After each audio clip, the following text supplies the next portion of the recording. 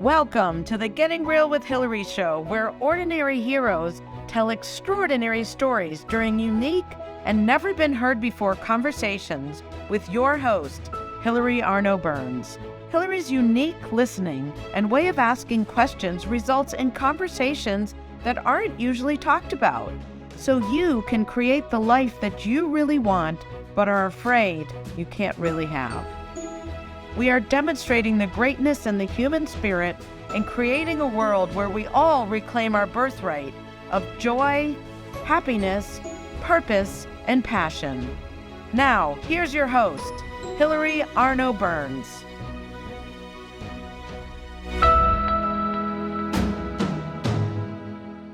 Welcome to the Getting Real with Hillary show, and today we have a very special guest. Her name is Diane Parrish, and she just launched her book. It's called Something Better, and I was lucky enough to be able to go to her book launch because we live in the same town. So I got a sneak preview of what we're going to talk about. But for now, I want to welcome Diane Parrish. She's an author, a mother, a wife, a grandmother, and a longtime Westport, Connecticut resident. So welcome, Diane. Thank you, Hillary. Thank you for having me. You're welcome. So how do you feel with this freshly, right? Tuesday was the launch, right? Thursday was the launch, yes. So 3 days, my book is 3 days old in the world now. It's Wow. amazing. It's And amazing. it's your first book. It's your My first book. book. Yes, absolutely. It Wow. is, this, I had read that writing a book is one thing, but you have no idea how much goes into launching the book after you finish the thing. And I'm learning that. I am learning that even as we speak. It's very interesting. Did you have any idea what you were getting into how many Oh, years ago was that? 2009? gosh, so 15 long years ago. ago. No, Any idea? No. no, because back then, to be perfectly honest, I never thought I'd finish the book. I thought, oh, this is just fun. I'll just write a little bit now and then when I feel like it, and I'll probably never finish the thing. But then I did finish the thing, and as far How as many, how many years ago did you finish, because I know when I wrote mine, I thought, oh, I finished it. I'll just publish it, right? Well, 7 years later, fine. I had no idea. Like I thought it was done, but little, exactly the I same, had no idea. exactly the same. Yeah. I finished mine. It was either 2018 or 2019. I thought I finished mine. I had a completed draft, and I thought, well, I know it needs to be polished, but I'm kind of done with the thing. Well, no, here we are, whatever this is, 5 years later, and it's been a roller coaster ride to get this book out into the world. I think they all are, though. Do you Hmm. find that when you talk to authors? Nobody says, well, yes, I wrote this thing and I submitted it, and what do you know, a year later, there it was published. Does Yeah, anyone no. ever And say you're that? always still working on it. And, if my friend hadn't said, it's done, I would Uh, never have been done. I was like, what do you mean it's done? She's like, no, that's it. No more writing. You no more fixing. I was like, I would never have done it because I thought it needed more work always. But I yeah. when you finished it in 2018, 19, what did you do with it? Like, where did you go with it? Well, I had two sources I wanted to read it. One is my daughter. She's Hmm. a writer, and I knew she would be kind but honest about what what what she was reading, what she thought Yeah. about it. And I had a fellow writing friend who was kind of a big cheerleader. She was just pushing me, saying, "Stop saying you're not going to finish this. You need to finish this book." So once I thought it was decent enough that I could risk sharing it with those two people, then I decided, okay, I'll call it my completed draft. And so if I call it my completed draft and give myself permission to know that it still needs work, then I can start to share it. So I did with both of them. So And had you not, no one had ever no, seen it? no one even knew I was doing this. Even your husband? No. Well, my husband knew I was fooling around with kind of writing a book, and I'd say, he never asked me because I never brought it up. I didn't want to talk about it. It was like, Yeah. who Yeah. Yeah. who do you think you are writing a book? Yeah. You writing a book? What's going on here? But Yeah. because of my daughter, really, she was the one who said, after she read it and said, no, this is good. This has promise. You really need to stick with it and finish this thing and try to get it published. Otherwise, and my other friend was kind of saying the same thing. Otherwise, I honestly, it would be still living on my computer. In fact, I was so secretive about my writing that I stored all my writing, this book and everything else, in a file called miscellaneous beet recipes, so that if I got hit by a car, Beet? beet. So if I got hit by a truck or something and someone had to get in my computer, they wouldn't even know to look in beet recipes for my writing because I didn't want anybody to find it. Because you thought you were afraid it wasn't good? I was afraid it wasn't good, and I was afraid I wouldn't have had my last little twist. It was Mm. a lot of it was still pretty messy, and I just thought I Wow. better keep this under wraps. Wow. That's great. That's I like that. Beet recipes. Who wants And to read a beet recipe? No one. yeah, right. All right. So let's go back a little. Well, we could go forward. All right, let's go forward. Then we'll go back. So once you gave it to your daughter, I mean that must have taken a lot to give it to someone when you hadn't told anyone you were doing it. But what happened after that? They read it, they said, okay, it has promise, and then what'd you do? Well, I will say I had coffee with my friend, and she marked it up. She had a lot of comments, but she said, "Here's the thing. I went on vacation and I took your stapled together pieces of paper and I took a completed novel by a well-known writer to read on my vacation, and I kept reading yours. I didn't go to hers." So I was like, well, that makes me That- hopeful. yeah. And after my daughter finished reading it, I mean, she's my daughter, so she was very sweet, but she called me and said, "Mommy, your book is beautiful." And so that meant so much to me. And then she helped me. I said, Yeah. after I was crying and saying, "Oh, thank you, thank you," I said, "Let's talk about it. What do you see that it needs, and what should I think about changing, and blah blah blah." So we did that. So I revised it myself, and then I decided before I submitted it to any agents or any publishers, I thought I really wanted a professional editor to have a look at it. So I did hire a freelance editor to go through it. And like there were some basic things she told me I hadn't realized when I wasn't looking.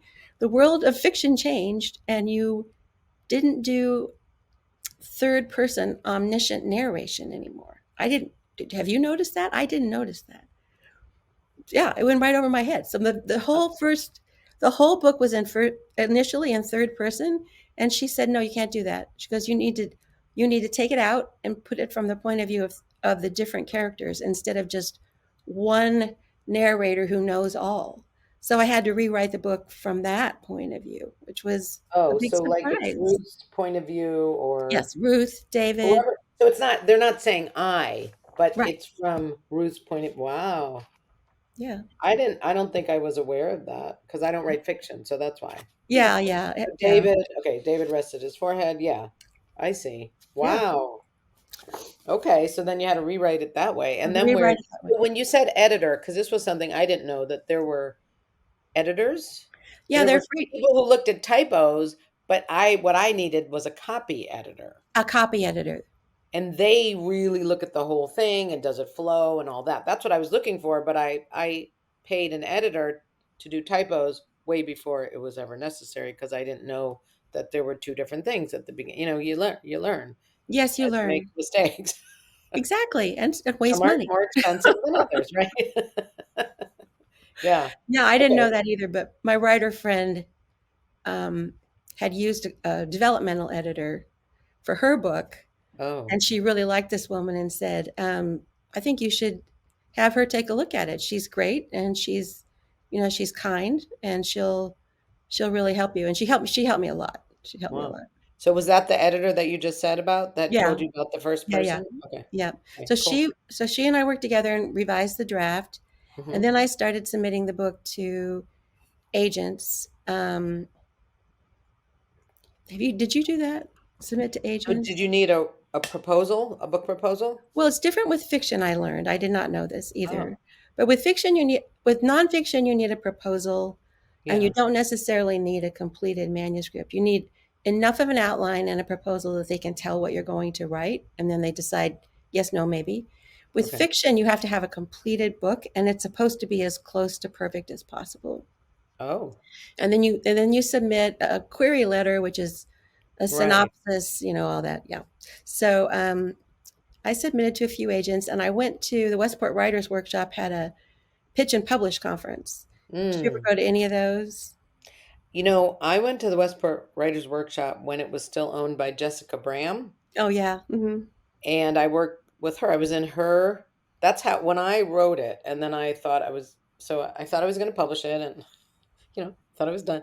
And I went to a couple people, and they were like, "Do you know Jessica Bram?" I was like, "No." They were like, "Well, she has a writing workshop," and I was like insulted, like I've already written my book. So anyway, when the second person told me about Jessica, I was like, all right, fine. I called up Okay, I hear Jessica. you. Yeah. And I think I was in her classes for 5 years. So we would read a chapter out loud, and the group, it was a group class, and people would comment, and then you'd rewrite it. So I literally just had different chapters for all those years, um, working with Jessica, and then she sold it to the next person. She was the one that started the whole thing, Yeah, which yeah. anyway, so then she sold it to someone, and then I stopped. But then I had all these separate chapters, and like, what do you do with this? I didn't know how to put them together. So That's hard. I hired one person. She was the one that told me, she read my book. This is my first book. This is one that took 7 years. It's called The Second Piece of French Toast. If marriage was my dream, why was I numbing myself? So she was the one that said to me, um, why weren't you responsible for yourself? And, blah, blah. And I was like, whoa. I was like, whoa, if you're going to be like that, I'm not working with you. And she goes, well, why didn't you speak up? And I was like, Did you say to her, I didn't. did you read my book? Did you say to her, I think the answer's in my book, right? No, I didn't speak up. I did not speak Ah, up, but I didn't yeah. know. I didn't even know I Ah, didn't speak up. So, my the second book was about that. What it was about real talk, like how because I was like a people pleasing, pleasant, I'll say phony because I was just like this, and I didn't speak up. Or when I did, I probably did, but it didn't make a difference when I was married. We were just looking back, you can always see what you could have done differently, oh but yeah. Hmm. um it didn't seem to matter if I did or I didn't. If I did, anyway, and that's all in the book. But when she asked me that, that was a pivotal question because then I got to look and go deeper and find out, I was a sensitive child, and I found Gabor Mate, who talked about when you're a sensitive child, you become someone other than yourself. And I think probably we all do, but that's, what I heard at that time, like, because and it's a dumb little story, but it affects your life. When I was upset when I was young, and my mother said, "Don't be upset," but I was. So now I can't be who I was. Hmm. So I became fine, and I didn't want to let anyone know when I was upset.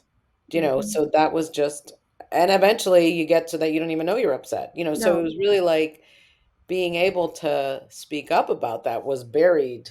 Do you know what I mean? So it was Oh, so interesting after she definitely. told me that, because my book was a memoir, so it wasn't fiction. It was me. It was my life, and it really had me look deeper and learn a lot more based on that one comment. And then I found this other woman. Her name is Willa, and because I didn't know where to go after that. And I know this isn't about me, but I'll just tell you my story. So I Yeah, knew yeah. Willa. Willa's father was this famous guy in Canada. Someone Mitchell. Anyway, he was this famous writer, and she had been a writer. And I said, Willa, will you help me with my book? And she said no. She said no for like a year, and because she didn't do that. And finally, I was like, please. So she did, and now I've launched her. She has this whole writing business now because of me, and I'm always like, I definitely get credit for that because you said no. Yes. And now she has this. She just retreats, and she's helped a whole bunch of more people do their books. Isn't that amazing? So Oh, I feel that's responsible. wonderful. Yeah. Well, you should So feel she helped me. responsible. And she's the one that said, okay, it's done.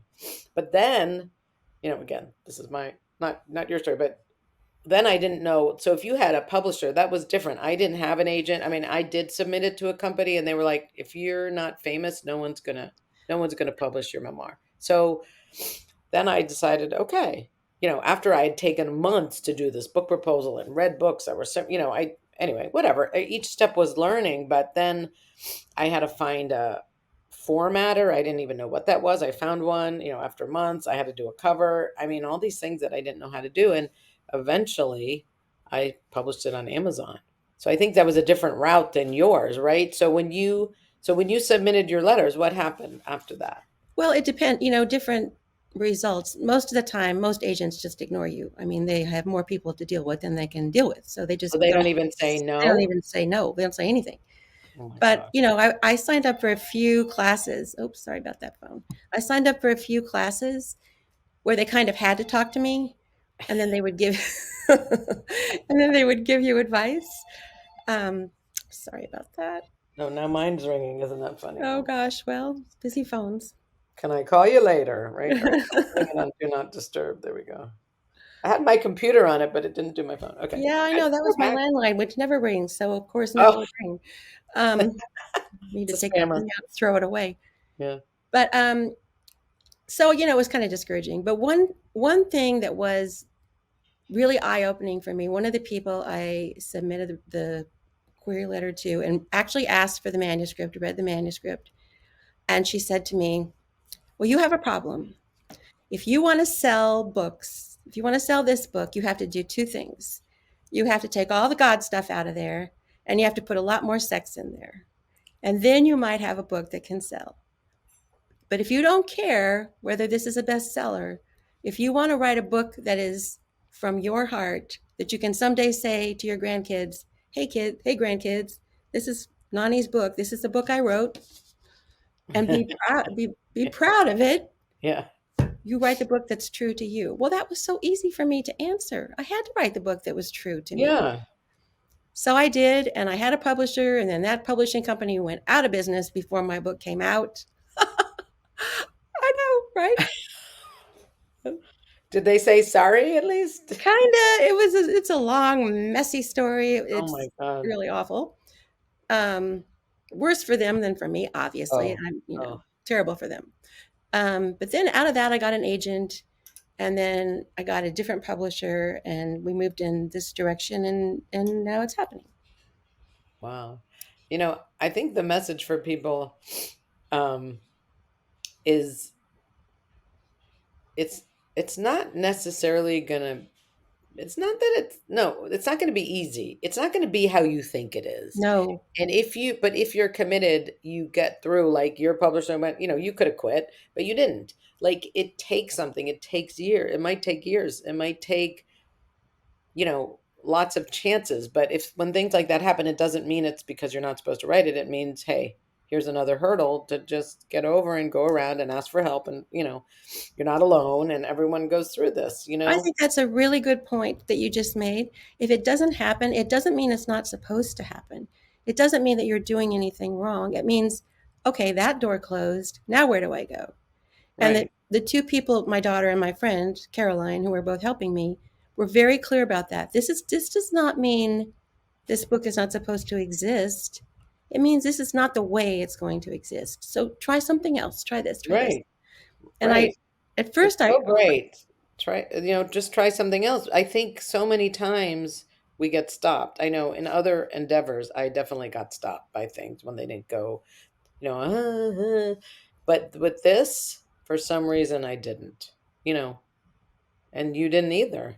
And you because guess you had cheerleaders. You know what? When I went to the Westport Writers Workshop, I had cheerleaders. I had people that said, yes, people need to hear this. We can relate to this. This is I mean, it was very it courageous what I is very did. courageous. People It didn't is. talk about what I talked about. Yeah. I love that. Try something else. Okay, good. Yay. Yeah. Now, I just want to ask for a second. I know your daughter has written, they said she was writing her fifth book. What kind of Oh, books does she write? she's laughing. She's probably writing her fifth book. She has one book Okay. that's out in the world. It was Bloomsbury has a series called Object Lessons, where a writer takes an object and writes about it from every angle. The history, how it's used in culture, what kind of symbol it might be, how it's used in the author's life. And she picked Stroller because she was a mom with young kids. And it's a really cool book, I have to say. Oh, what's And the name? it's called Stroller, and is Stroller. yeah, I know. As Bill said the other night, it was named by the New Yorker as one of the best books of 2022. So that's really amazing.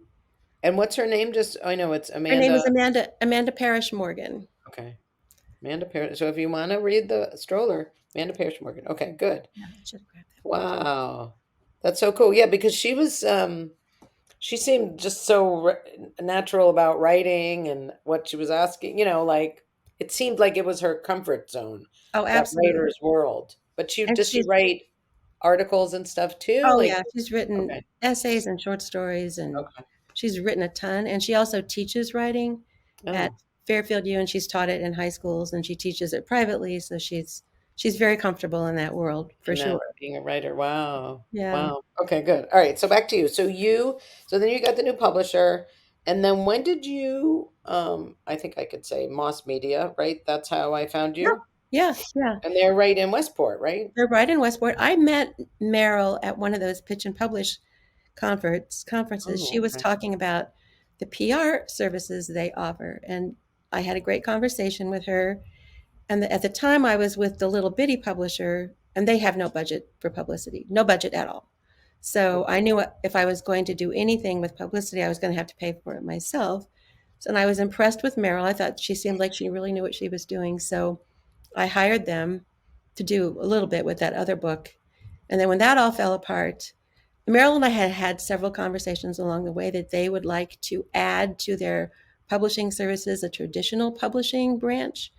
And she Oh. said, after my other thing fell apart and we'd submitted to a few places, my agent and I got lovely, lovely rejections, but nobody picked it up. Well, that's nice. At Yeah. least they responded, At right? least they were nice. Yeah. Meryl said, we'd love to publish you. So think about it. And I thought about it, and Oh. they were so good to work with. I thought, yeah, this is the other way. This other door that closed, now this door has opened. So I'm going to go through that door. Now, I don't know how. I remember when I had my first book, and when the person said, do you know Jessica? And I met someone in PR, and I was like, oh, I think I need you. And I don't know if it was them. I don't know who it was. And they were like, you can't afford us. And I was like, oh, like I didn't even know what PR was. Like I was just not. We won't say ignorant. We'll say naive. I didn't know. So did you? And if you don't want to answer this, it's fine. Like, did you have to pay them to publish it, or did they just No, publish I it? didn't And pay them to publish it, but I do pay them for their publicity services. okay. And they offer, I think this is true for everyone. This is just my experience. They have a menu of services that they offer, and you can Oh, decide, yes, I would like to have this. No, I don't want to do that. Yes, I'll take this. oh. The one I was really interested in at the very beginning was social media, because I had zero social media presence. I mean, I wasn't even on anything. And you kind of have to be. But I didn't really know how to do it. And Yeah, honestly, I wasn't that interested in doing yeah, it, but yeah, everybody kept saying you have to. So yeah. I hired them to help me with that. And then I got to know the people working over there, and they're all just so good. Mm, Yeah. wow. And because when I uh did my first book, and then I had a book talk, and I did it myself. It was over in Fairfield at a pizza place, and I invited all my friends, and I had this big box of books, and I had told everybody, right? I had this big box of books, and I was so afraid I was going to run out of books, right? Well, the people who came, and I don't know, maybe there were 6 or 7 of them, they had already read the book. I mean, they were my friends. One was Oh, my they already bought the planner. book. They had already read it. So I sold nothing. And I remember, I put on a good face, my people pleasing, pleasant, phony face throughout the whole thing. And I got in my car and I just cried and cried and cried because, I thought, well, I'm going to be a bestseller, after like a month. Right. And, and I just felt so embarrassed and so stupid that I didn't, and I think it was right before COVID. It might have even been February, right before COVID, but I didn't really try again. I mean, maybe a couple of half-hearted tries, but it really took the wind out of my Oh sails. gosh, yes. And I think, I just did a paper on failure, like turning failure into play or using failure as a growth opportunity. And I got to look at that incident and realize, well, that was really traumatic because I had had such expectations, obviously unrealistic, but all these people said they were coming and then they didn't, and whatever. And okay, it was my first time. Like when I did the paper, I got to kind of process it and say, well, I didn't know how to do it. I'd never done it. I could have asked people how to, I could have done a lot of different things. I could have not stopped, but I wasn't, here I go crying, but I had considered myself a failure. Mhm. In my mind, I went from published author, yay, look what I did. I didn't quit, to failure. And by writing that paper, I got to just see, no, I'm not a failure. I published a book. Now I published three. Like, that's not actually a failure. I Oh had a heavens failed, no. it wasn't even a failed book talk. I had my best friends come. So it wasn't even a failure, but I got to conceptualize the night. Sorry, now I'm crying. Um, into something other than failure and realize, you know what? I could have had another one. I could have done a lot of different things. But so when I walked into yours, so just to paint the picture, I walked into the library, the Westport Library, and it was this huge room and all this noise, and they had this huge screen. Now it seemed like it had a political thing on there. So I thought I was in the wrong place. I thought maybe you were going to be in a little room and this was something else. And so when I went to ask, where's the book talk? They're like, that's it. Isn't that amazing? So to Diane's credit, she did it differently than me. Maybe it cost her some money, but this room was packed. They had this huge screen of Diane and her daughter and the name and the book cover, and people were there and they sold books, and you got to have this amazing talk. And I was like, I wasn't, I have to say, I wasn't jealous. I was, what's the word? Um, I was amazed that Well, it could me too. go that well. And I could tell at the end that you were moved to say, "Wow, thank you all for coming." And these were people from your church, these were people from walks of life. Your daughter had teacher, and so that it can be that way. Like it can be that way. And looking at it now, I can see you had professionals do it. Well, It was professionally organized, yes, I had definitely had help getting Yeah. the word out from them and from my daughter and her friends, and my husband was getting the word out, and I was trying to get the word out. I had absolutely no idea that's what that room would look like. Absolutely no idea. And I'll tell you, I But mean, who did it? Like, who did that big, huge? I that mean, was that the was so. library. That was the library. When I booked the room at the Oh library, my God, that was beautiful. wasn't that gorgeous? Oh, Wasn't that gorgeous? They did that.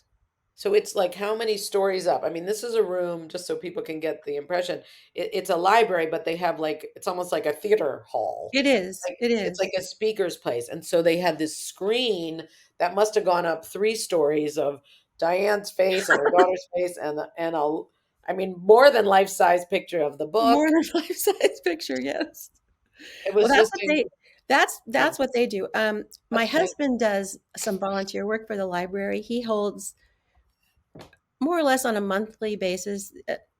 He's in conversation with people, famous people, not nobody's like me, but famous people who have books coming out. Like Yeah. he's going to speak next Tuesday with Ken Feinberg, who I don't know if that name rings a bell. He was in charge of the September 11th distribution fund, Oh my God. deciding what each life was worth. Ugh. Ugh. And he's written a book about it, which so Wow. Steve is going to be talking with him about that. Right.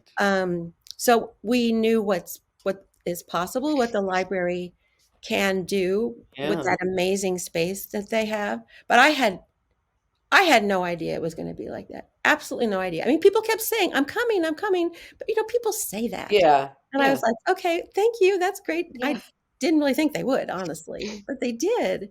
Now Wow. I'll tell you something. I'll tell you this though, Hillary. This is funny. So Tuesday night, the room was packed. Yeah. My heart was soaring around the top of the ceiling. It was the most amazing night of my life. I'm not going to say where, but last night we had another event very Oh. close on the heels of that one. And you know how many people came? 0. No one. Oh, No wow. one. It was a tiny little space, and they were absolutely lovely people. And they had tried to get the word out, and we had tried to get the word out. Now, my take on it is it was too close in time, Yeah. too close in geography to the other big event, and that's why nobody came. But I was, unlike you, I would have been crying on the way home if Yeah. Tuesday hadn't just happened. But Right.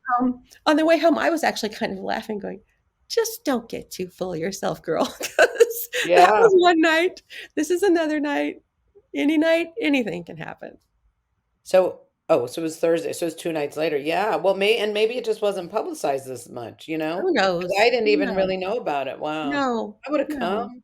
I would have come. I would have brought my mother. I had my mother last night. Yeah. Oh, you did? Well, when I called the library, and I'm not bitter, but I grew up in Westport. I've lived here my whole life. And when I called them, they let me do something. We had it scheduled for the first book, and then COVID happened. And so I did it with Oh. Jessica. She was my whatever you call it, the person who asked the questions. So we did it on Zoom, and Zoom was new and stuff like that.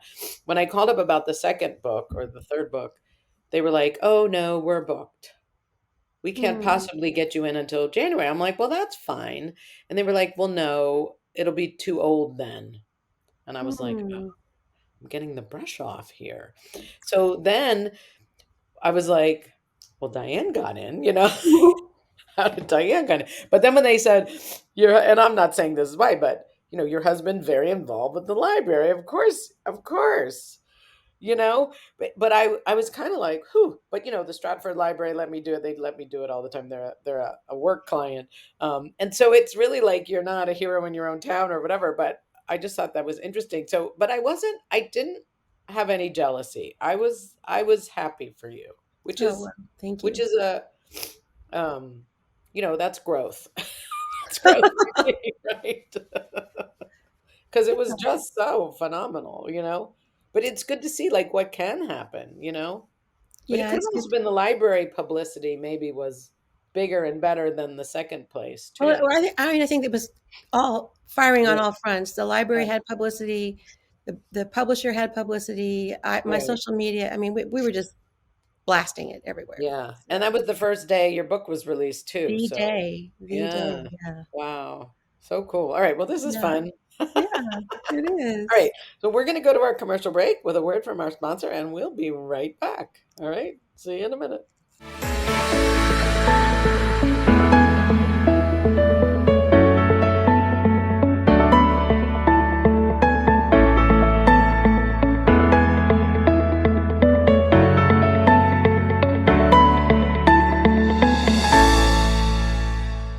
Has social emotional learning become just one more thing on your teachers' plates? Do teachers and students both find it boring and ineffective? Then bring Kikori to your school. Kikori transforms classrooms through experiential SEL activities that help students play, reflect, connect, and grow. Even better, students say it's more fun than recess. Schedule a no-obligation conversation at kikoriapp.com/bringkikori. KIKORI. Do you ever feel like you can't say what you really want to say? Or that you're stuck or in a holding pattern in your relationships, career, personal life, or finances? Are there things you want in life that you've given up on? Are you resigned that this is as good as it's going to get? If you answered yes to any of these questions, then Hillary Burns, host of the Getting Real with Hillary show, has the solution you need. Hillary is a published author of 3 books and has a program called the Getting Real Process. This process frees you from what is holding you back, allowing you to create a life you love. Don't believe it? It is hard to believe that it could work, isn't it? The proof is that hundreds of Hillary's clients have used the Getting Real process and are now free to create whatever they want in relationships, career, finances, enjoying life, or just loving themselves more. So go to realtalkwithhillary.com and order Hillary's book, Real Talk, and set up a conversation.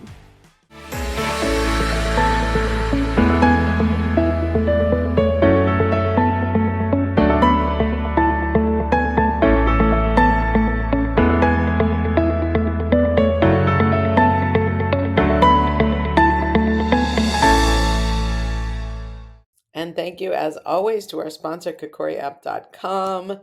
So, if you want to bring social emotional learning, this is experiential social emotional learning. And this makes such a difference to all ages. I've done some of the activities. My daughter works for the company, and it just has you feel connected again. And I'll give a little preview. So this is my third book, and it talks about the two sides of life. And the one where you feel disconnected, kind of hopeless, things don't look good, you know, Diane could have felt that way when her first publisher went under, but she didn't. But let's just say, sometimes in the past when I wasn't aware, I got stuck on that side. This book talks about the other side of life where it's fun, where you're connected, where anything's possible, where you're excited about life.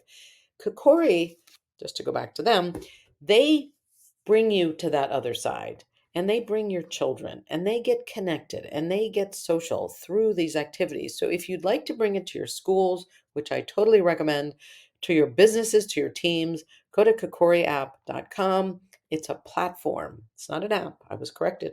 It's an experiential social emotional learning platform. kakoriapp.com. Okay. And then for my books, as we were talking about, this was my memoir, The Second Piece of French Toast. If you are maybe in a situation, maybe in a marriage where you just didn't think it was going to be that way, read this. It might inspire you. And I wrote it so that in case anybody else was in the situation I was in, you can have hope. Okay. This book, again, Two Sides of Life, techniques for getting back to the fun side of life just a little quicker. And then this one, we've also talked about real talk. This is when I realized I wasn't speaking up. I was a people pleaser, and this taught me how to do it. There's a Getting Real process. This one has its own website, realtalkwithhilary.com. And the others, you can find them all on Amazon. So thank you for that. I write because I'm committed to people having freedom to create lives they love. I'm also committed to all of us elevating the conversation and consciousness of the planet. And that's why I'm doing what I'm doing. And that's why I have people like Diane, who are going to come back to the stage. Woo! Well, studio. We'll call it a studio. All right. Now, so I know the other night you were talking about how you started, and you started with characters before the plot, right? Mm-hmm. Mm-hmm. Where did they come from? I mean, were you thinking of writing, or you just started getting these people in your mind? Well, the truth is, I'm always writing. I've always been doing creative writing from the time I was a little girl. I used to write stories all the time. Oh, I wrote books. I wrote yeah. a lot. But I never had the time to devote to writing more than catch as catch can, a little here, a little there. Now, So I've always, did you have another career before you got married or anything like that? Like, what did you um, go to college for? well, I went to college. I was a dental hygienist. I have a bachelor's degree in dental hygiene. I did Huh? that for a couple of years. Then I went to law school and I practiced law for several years. And Wow. then Steve and I were married and we had a young child, and he had the opportunity to work in Switzerland. So we lived in Switzerland for a couple of years, which was an amazing experience. With the baby, right? You had the baby. By then she was a kindergartner, so Oh, yes, we were over there then. oh, And that gave me the opportunity to learn some French and do some traveling. Then we moved back to his job took him back to the New York City area, so we came to Westport. Then oh, at that time we had a brand new baby as well as our older daughter.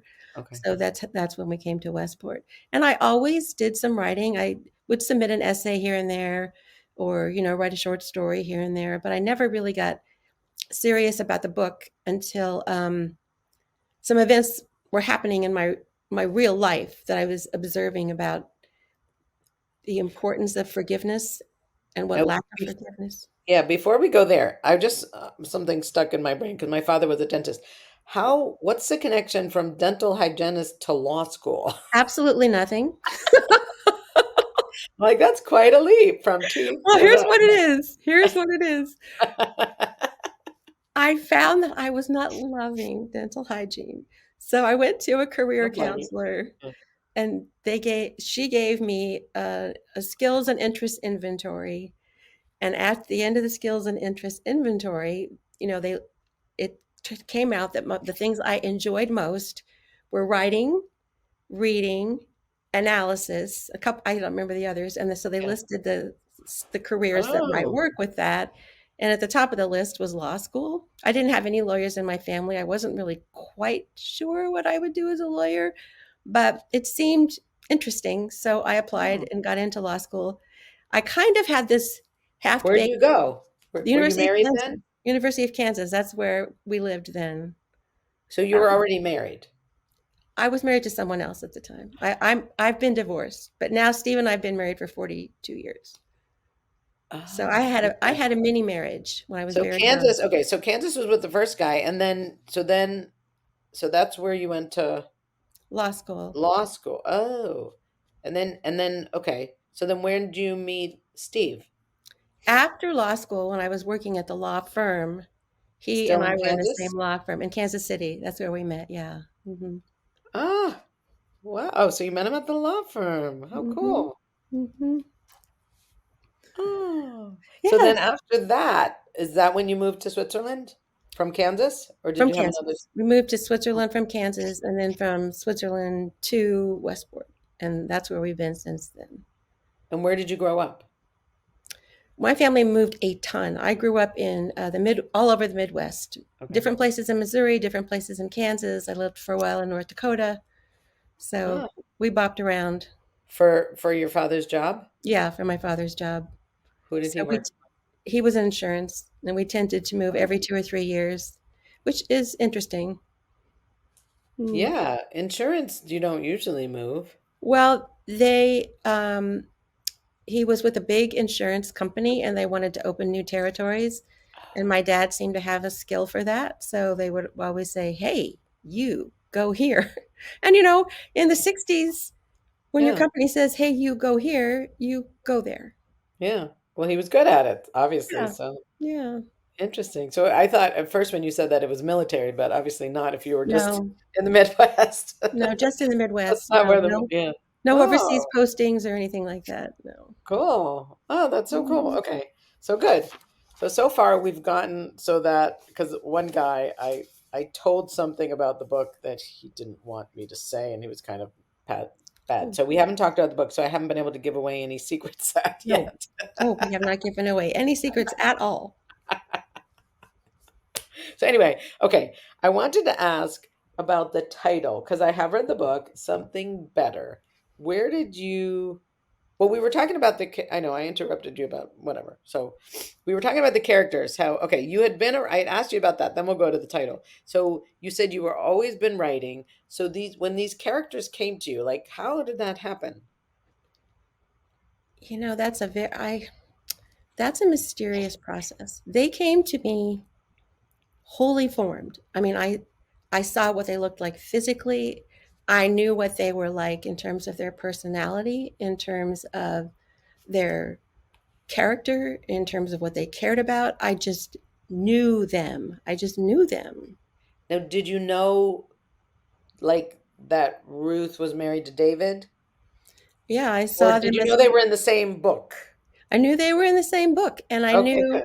I knew who they were, and I knew that the story I was going to write around them was going to center on the notion of forgiveness. And Okay. then I started thinking about, what you've observed in your own life about times when forgiveness plays out well, times when it doesn't, what kinds of things give rise to the need for forgiveness. And I started constructing a plot around that. I wanted the characters were the most important, and I love literary fiction. It's my favorite kind of book to Mm, read. But a lot of literary fiction doesn't have a whole lot of a plot. It's so involved with the characters and their relationship with each other that not much happens. mm. Like I won't name any names, but a lot of books that are that do very well. There's not a lot of action, and I thought I wanted a book that would be focused on the characters, focused on the theme of forgiveness, but also have stuff happen. So Yeah. I started concocting a plot where things actually happened. So the beginning of the book, which is, you're just Hmm. like, whoa. When did that get gelled? Was that like an afterthought, or was that like from the beginning? Well, I knew that was going to be a part of the book, but I wasn't quite sure where to put it. And in Mm. my early draft, it wasn't the first thing. It came Oh, after we met Annabeth, and she was it's I started initially more with Annabeth's backstory. And then the first editor that I mentioned said, I think you should just jump in with both feet and start with the accident. And once she liberated me, that felt as soon as she said that, I thought, yeah, that's what I want to do. And then yeah. I started writing the scene. And because it could be sort of a standalone scene, I could just make it be itself. Hmm. And that was so fun to write. Yeah. That definitely grabs you. Mm, But mm. I didn't know. I mean, I could say this because you find out in the next page. I didn't know if they died or not. I was hoping that they didn't, for a long time. But then I'm like, okay, they're in a book. She wrote it. It's not real. You can let that go, you feel bad. They were so Oh, happy well, about it. that's a compliment that you feel bad already that they're gone. Yeah. Oh, yeah, they were so delightful in They the were way so they, delightful. I yeah. know. I love that's the thing. Even And the annoying characters in my book, there are a couple of really annoying characters in my book. yeah. But I kind of love them too. I love, you know, I loved all Well, of them. Well, I kept thinking, like, even on Tuesday night, I'm like, why didn't they just stay at the host's place? They didn't have to drive home that night, but I'm like, all right, this is a book. It's already happened. She's not rewriting it, like, let that go. But Mm. I really wanted it to, but anyway, it's life, right? You can't undo stuff Absolutely. like that. Now, Absolutely. I don't know if you want to talk about, I know you had said Tuesday that it wasn't your forgiveness that you were observing, like it wasn't stuff that happened to you, it was that happened to people around you. Hmm. What fascinated you by that? Well, the one in my family I was very close to. So the one situation where the people were not able to forgive each other and reconcile before one of them died Mm, I was close to those people, and that was just so heartbreaking. Yeah. painful. I Yeah. just couldn't. I mean, I still think, why couldn't that have worked out? That was really, really hard. And then the other example where it did was inspiring and also kind of mind blowing because there was some public shame involved and embarrassment in that Yeah. situation. And it was as if these people moved beyond that. They moved beyond public opinion to a deeper place in their own relationship and somehow found the love or the grace, whatever word you want to Mhm. use, to forgive each other and build a new relationship that was actually better than the one they had before. And Wow. that just, I was so impressed by that. And really, it, I kept thinking, could I do what they did? I mean, you like to think, Yeah. oh, of course I could do that, but you don't know. I mean, you Yeah. hope you could and you want to believe you could. So I wanted to write those two situations made it so clear to me how important forgiveness is, how absolutely vital forgiveness is. And I wanted to write a book that looked at it from a whole bunch of different perspectives and a whole bunch of different people's lenses. And so that's what I tried to do. Mm. Yeah. It's interesting. Yeah.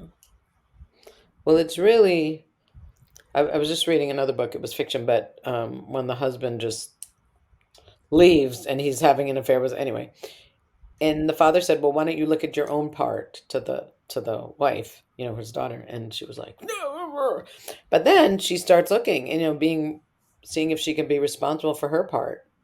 I think that's part of it is being responsible for your own part and what might have happened, even if you weren't the one, even if you were the victim. Not anyway. It's interesting. It's a It very is. It is. interesting. I mean, in no way, I mean, I have Ruth do that in the book, as you know, but in no way am I blaming Ruth. In no way am I saying what happened is her fault. But No, because right. she's a sentient adult, when this circumstance occurs in her marriage, she has to rethink everything that led up to that moment. And so it doesn't happen. If everybody's firing on all cylinders, working as hard as they can to keep it together, it's not going to happen. But if people take each other for granted or get a little careless or don't tend the relationship, then it's not going to make it. Right. And I remember you saying that your husband traveled and it was before cell phones, it was before all that stuff. You really had to make an effort to stay in touch. And I think that was so valuable. Yeah, well, um, I will say we both had been married before, so I don't know. I like to think if we'd met each other first, we would have already figured it out, but I don't know. Having been through what's unpleasant about a divorce, I think we both were really committed to not doing that again. Yeah. That's not fun. Yeah. Yeah. Wow. Whew. Yeah. It takes something, you know? So, Mhm. okay. See, Mhm. I'm being good. I'm not saying anything about the book, which I really want to. But, so I have two questions and then we Okay. got to wrap it up. So, one is the title. Mm. The other is when you said the other night that because you know what happens next. She kind of, I don't know if I could say leaves you wondering. I'll put it that way. I do. You know what would happen next. Are you going to write about that? Are you I going to? might. I might. Some of I the want to know. I not very want to many know. people have I read the want to book know. yet, but a lot of people have. Of the people who've read the book, several people have said to me, "I hope you're going to write a sequel about these people." I might do it. Yeah. Well, the title "Something Better" and the ending are both open ended because as we go through the book, there are lots of opportunities to look at one decision or another decision. Is that the something better? Is that the Mm, something better? And so I chose that title because it's up to the character and the reader to decide what is the something better. Where does the something better lie? So that was intentionally ambiguous. okay, good. And the ending is open ended too, because um, I wanted to capture this moment where they've made some decisions about what they value and what they're going to prioritize. But I didn't want it to be an easy, therefore, all is well, because Mm, it doesn't work that way. You can decide where you need to be and what you absolutely value, but it takes time to do all mm, that healing or not. It doesn't always work to do all that healing. yeah. And I just wanted to cut it off right there so that the reader could also be thinking, oh gosh, how are they going Yeah, to I do? was like, "Oh, wait. That's the end? Like, what do you mean? You're not going to tell me what happened?" Well, I would say, as I said to another friend, I left some breadcrumbs. So I think there's some Yes. hints about where they're going to be, but they aren't there yet. Yeah. I'm just looking at, yeah. I was like, what? Wait, now that's the acknowledgement? What do you mean? No, but it was great. And as you said, you like those kind of books. So I it does do. make you think. And I wanted to be lazy and have you tell me how it ended. But I'm excited to learn that there'll be a second one. So, all right. So we actually have to wrap up. So anyway, so Diane Parrish, her debut novel, Something Better. You can find it anywhere books are sold. It's such a great read. It would be such a great gift for Christmas, birthdays, anything, and definitely get it for yourself. But how would you like to end? What would you like to leave the audience with in terms of your vision or the message? My message, the message in the book, and the message I'd like to leave with the audience is finding the way to forgive is always worth it. It's Mm, always worth it. It's healing for the person who does the forgiving and the person who receives the forgiving. And even if it's hard and even if it takes a long time, it's absolutely worth it. mm, that's beautiful. Yeah, it's not. What is it? Someone said. I don't know if it was forgiveness, but it's like not forgiving someone is like you taking the poison, I not think it was them. I think it was Annie Lamott. I think she said Oh. not forgiving is like taking rat poison and waiting for the rat to die. Right? Yeah, right. It's actually hurting you. Yes. Um, Yes. the other person doesn't, like you had said the other night, they might not even know that you have this going on. It's not affecting them in the least. It's really hurting you and it's poisoning your own soul. So, Absolutely. Yeah. That is exactly right. Yeah. Well, Yeah. thank you. Thank you so much for that wonderful message. It was so great to meet you, a person in my own town. And Thank you, Hillary. It's great to meet you and talk with you today. It's fantastic. yeah, and let me know. I know I had a postcard with your next book talk. Do you know when the next Oh, one is? I don't know when this will actually get published, but we're how can going people to, find out when your next it's ones on will my be? website, dianeparrish.com. And Okay. off the top of my head, I think the next in-person event is next week at Barrett Books in Darien. Okay. All right, good. So Diane is Diane. Mm-hmm. Parrish is with two R's, Parrish.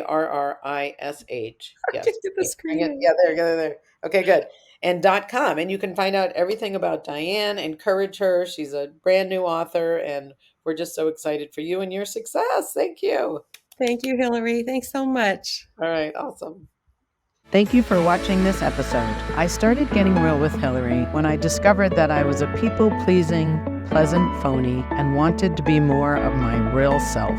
We can grow together if you will like the show, subscribe to my channel, and share this episode with your friends and family so that we can have a world that's more real.